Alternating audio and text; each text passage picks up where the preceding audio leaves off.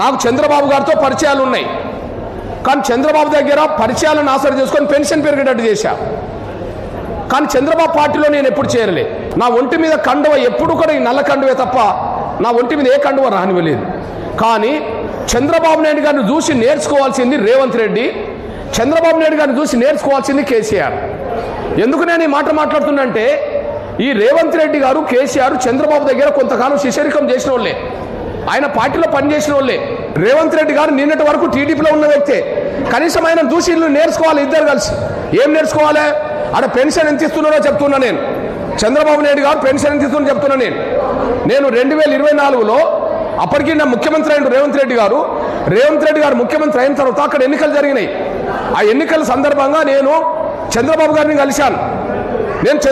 కలిశాను. ఏప్రిల్ 21, 2024లో ఆయనను కలిసి నేను విజ్ఞప్తి చేశా, సార్ వికలాంగులకు మీరు కూడా 6,000 ఇవ్వండి సార్, వృద్ధులు వితంతులు ఒంటరి మహిళలకు మీరు కూడా 4,000 ఇవ్వండి సార్.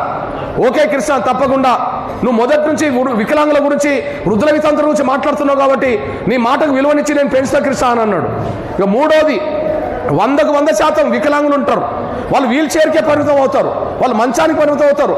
వాళ్ళకు నేను అడిగా, నెలకు 17,000 రూపాయలు పెన్షన్ ఇస్తానని అడిగా నేను. అది కూడా ఇస్తానని ఒప్పుకున్నాడు.